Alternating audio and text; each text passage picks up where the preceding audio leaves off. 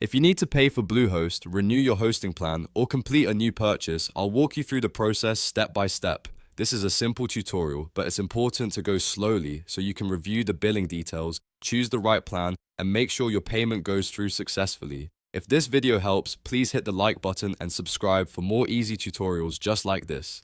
Let's get started. First, log into your Bluehost account. You'll want to use the same email and password that you used when you first signed up.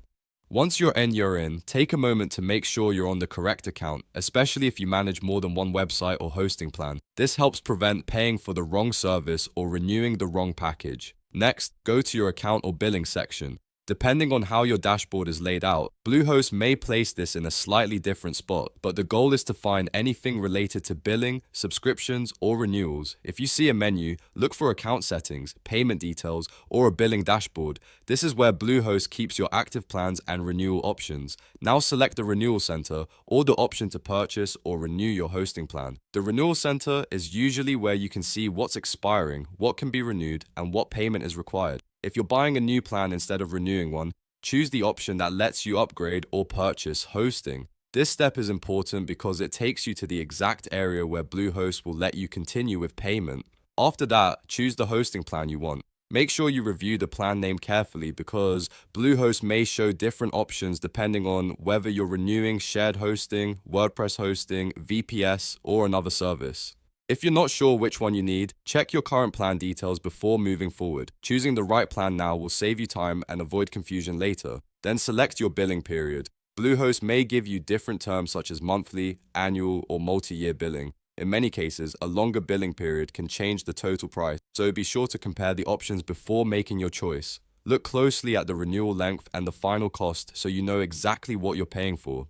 Once that's done, enter your billing and payment details. This usually includes your name, billing address, and card information or another payment method linked to your account. Take your time and make sure everything is typed correctly. Even a small typo in your billing information can cause the payment to fail or trigger extra verification from your bank. Next, choose an available payment method.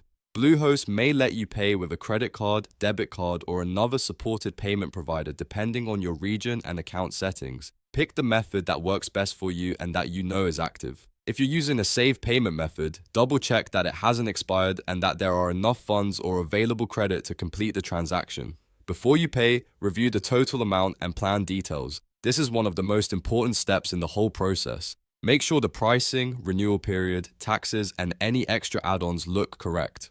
Also check whether anything optional was added automatically, such as domain protection, backups, or extra services. If you don't want those extras, remove them before going any further. When everything looks good, click Pay, Submit Payment, or the available purchase button. The wording may vary slightly depending on the page you're on, but this is the final step that sends your payment through Bluehost's system. After you click it, wait for the page to process the request and don't refresh too quickly unless the site tells you to. You may also need to complete payment verification required by your bank or payment provider.